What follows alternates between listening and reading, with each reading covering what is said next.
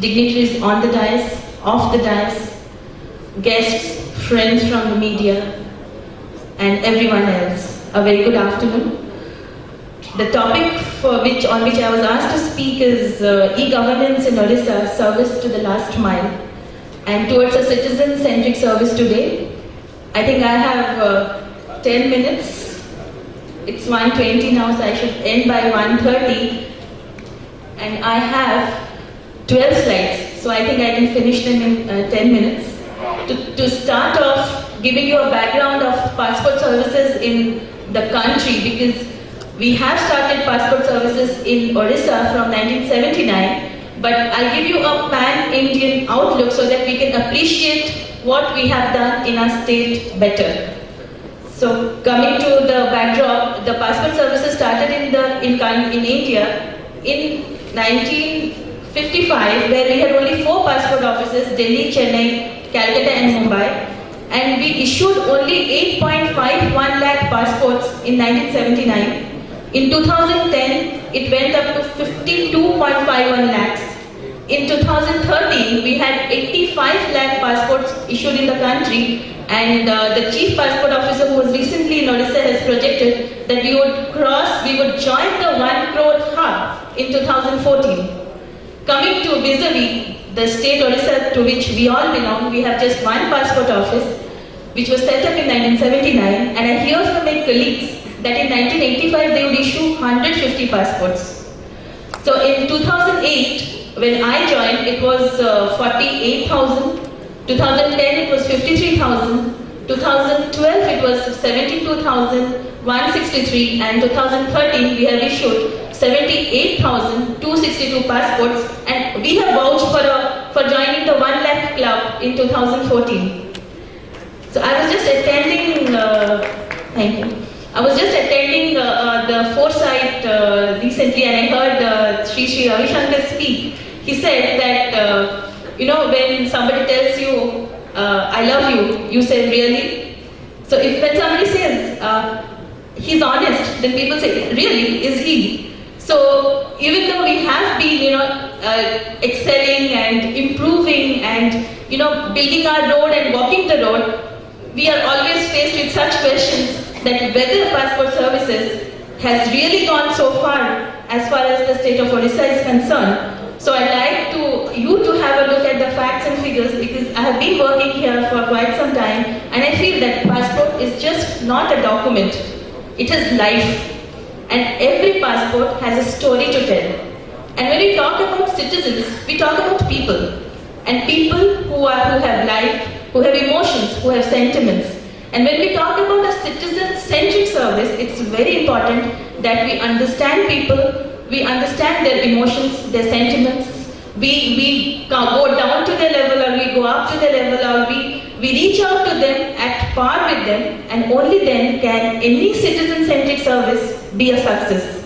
Because we have to reach out to people, and in this context, we have been doing a lot of passport camps in the interiors of the state. We have done camps in Sambalpur, we have done camps in Angul district, we have done camps in Banpur, we have done camps in very many places where we had a vision of taking passports to doorsteps.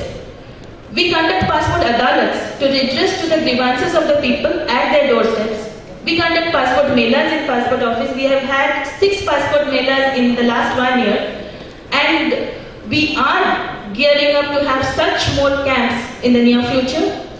So in this backdrop, there were 36 passport offices in the country, and the Passport Seva project came up, which is one of the largest successful mission mode projects under the National E-Governance Plan.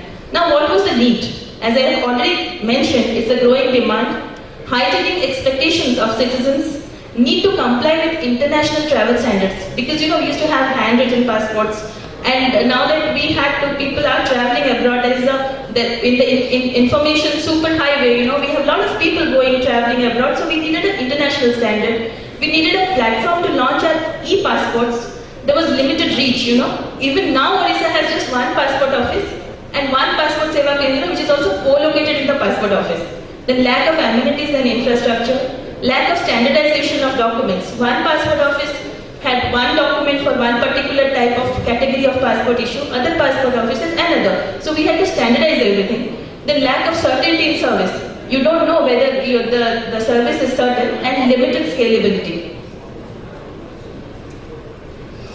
Year 2013, India population is 1.23 billion and passport holders are 52 million.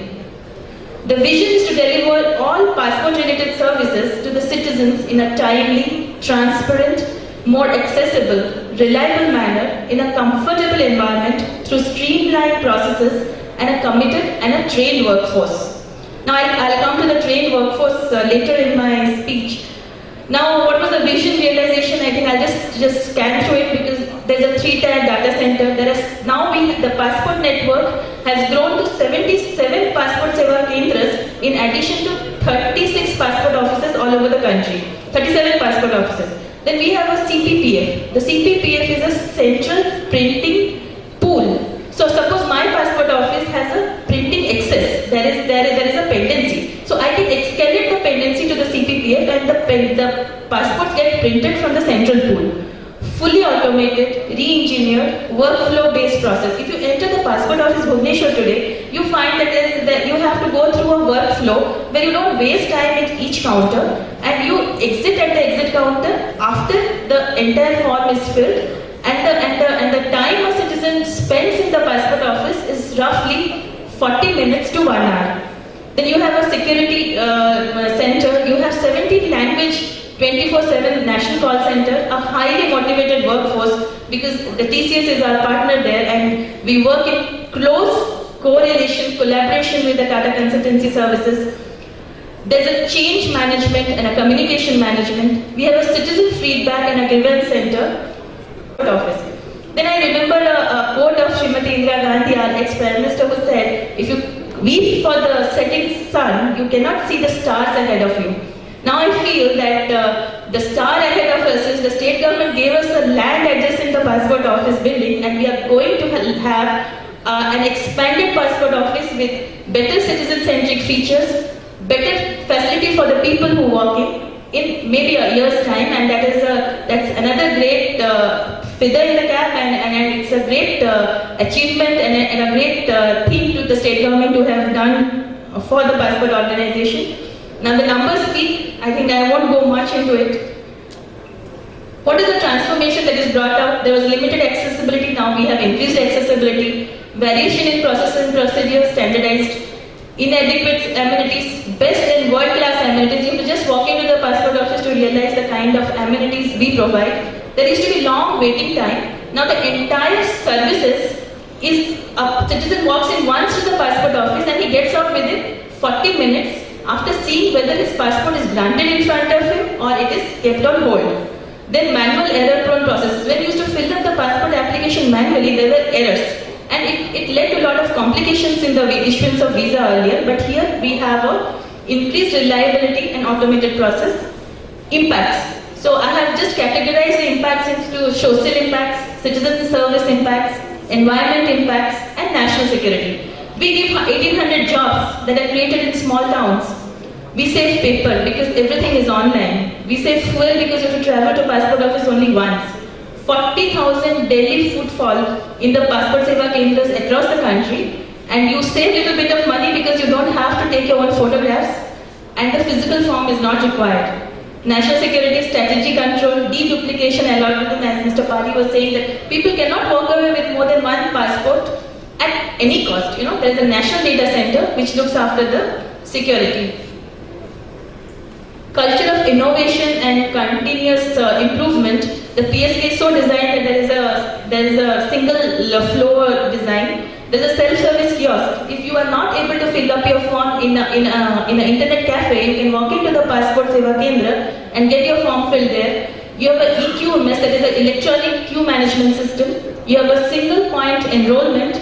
Now, if any of you have recently got a passport, you would see that there is a LSI image that we call a ghost image. You know, the letter screen image in which your date of birth is there, your name is there, there are a lot of details about you which you can see through a microscope. There is an SMS tracking system. You just pay 30 rupees extra and you know through which channels your passport application is proceeding.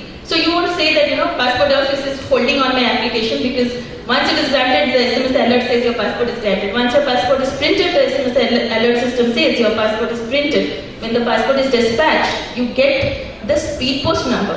So that is the kind of transparency we have started to bring out. Then since June 2013, we have started the online payment system, and we have the mobile passport application also. If you download it, you can fill up the form in your mobile. Then the awards and recognition that this Passport Seva project has been getting is Award of Excellence in Project Category G2C, Promising Innovation Award, Award of Excellence in E-India, Best Executed Project Award, and Passport Office Bhubaneswar got the Best CSC Award this year. The future roadmap is mission integration. All the missions are to be integrated in the near future. Integration of common service centers. I think Dr. Nanda was speaking about common service centers. We are looking forward to the common service centers in Odisha, so that the applicant can go to the common service centers and fill up their passport application form. Even if he's from a rural background, he doesn't know how to read and write, he doesn't have a credit card, he can go to the common service center, pay a certain amount of fee and get his passport application filled instead of going to a cyber cafe. If he goes to a cyber cafe, fine, but he has this option also. But the option of going to touts and middlemen is considerably brought down once the system is in place. Coming to handheld devices by police, because as I told you, the police verification is a very integral part of the passport verification, passport issuance process. So now the police officer or the officer in charge has to go and investigate into the physical particular forms of the applicant. He needs to have a handheld device where he need not have to fill up the form physically, so that he can just put the dots in the handheld device. He presses the button and the online it goes into the common data pool. Now we have been discussing with the state government regarding the implementation of the district police headquarter model for the state of Odisha, which has not been implemented up till now, although many states have done it. And once this DPHQ model comes, all the police stations, all the DPCs will be, the DIDs will be linked with the passport office. And once the applicant fills up his form, automatically a police verification PP form is generated and it hits the DID in the district police headquarters. So there is no physical transfer of form. There is no time lag in the transfer of form. And once the DID does all the verification, they send it online. So the transit loss is not there. Now if an applicant comes, he says, "Again, passport office." When we look for the form, we don't find the form. Then we get back to the DID. So there is lot of miscommunication, and there are chances of transport loss which can be minimized once this is in place.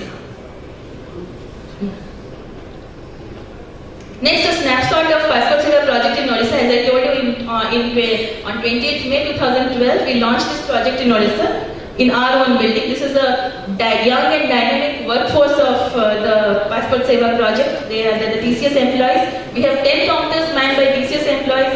We have 3 counters manned by our verifying officers and 3 counters manned by our GOs or the granting officers who are of the rank of superintendent and above. So once an applicant comes into the passport office, he sees whether physically in front of him whether his passport is granted or not, and he goes out happy and satisfied. So this is the PSP expanding network. We have only one Passport Seva Kendra for Odisha. Kerala has 13. And Kerala is a small state which contributes to 10 lakh passports every year. And with this, I think I would end my deliberation. I have crossed only 2 minutes. And before I end, I think the topic for today's discussion says service to the last mile. And I feel that I'm a forest officer basically. So when we walk in the forest, we say that when there is end of one forest, there is the beginning of another. And when I feel this is the end, there is a new beginning. So I think we have miles to go and promises to keep with this.